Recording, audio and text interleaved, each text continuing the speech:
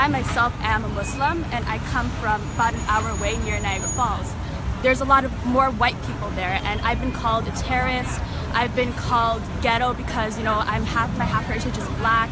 I've been called all these things, but somehow they seem to like our music. They seem to dress us up as costumes, you know, cornrows in their hair, talking about Kim Kardashian or whatever started it. Well, you're giving me a lot to work with here, that's for sure. Exactly.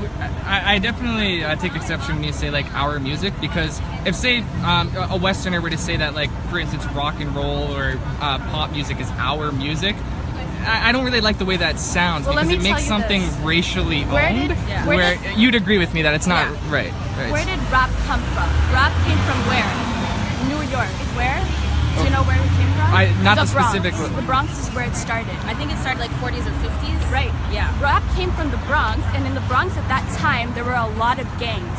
Gangs is what created this culture. It was a way where they would express themselves, a way where they would express their society at that time. They would talk about violence. Yeah, but I mean, like, I could say that classical music started in a predominantly white area and represented Christian culture, but I'm not going to say white people own classical music. A black person is totally welcome to compose a brilliant piece of music and say that he has every right to, you know what I'm saying? Like, you'd agree with me on that, right? I understand, and she's not also, sorry, go ahead. What happens is that when white people end up appropriating somebody's culture or something like that, and they start claiming it as their own and start erasing the past behind it and the reason why it came about. Do you think white people are claiming rap music to be their own in any way?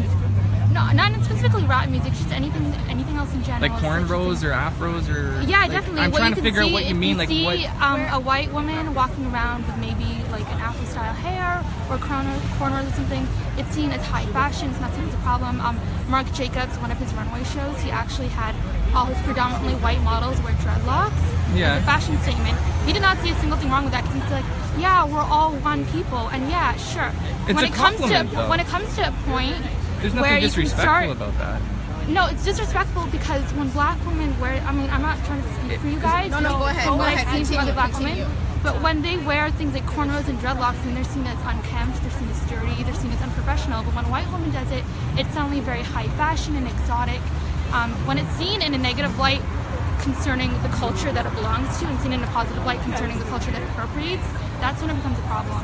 And just to add to your point, what she's saying, like about the cornrows, for example, I've seen things where they've called like white women's cornrows boxer braids, and they just try to like cover it up or like make it look different, like they created it. So that I just wanted to add that just to. Okay, my general opinion is I'm not from Rebel Media.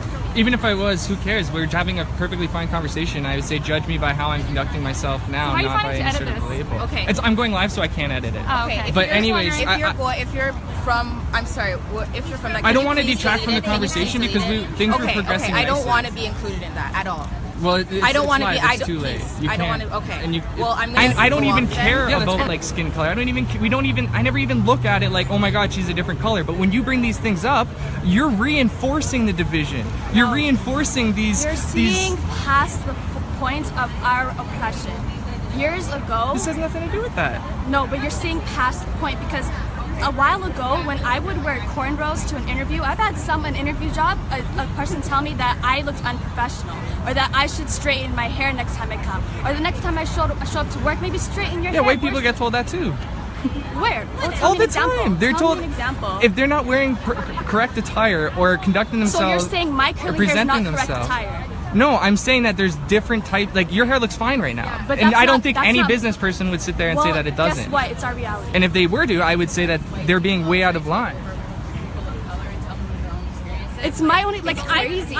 You didn't experience that. You didn't experience that. I never said that at all. She's saying she experienced it, and you're telling her she didn't. Work, maybe straighten your hair. Yeah, white people get told that too. Where?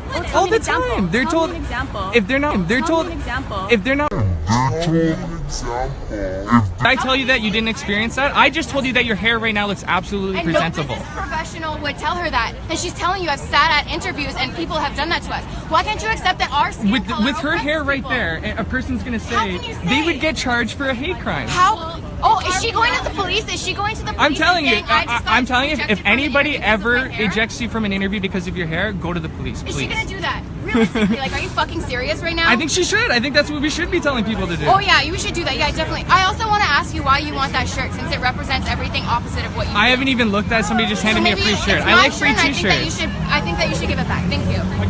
Thank you. Somebody who actually believes in this can fucking wear it. Okay. Thank you.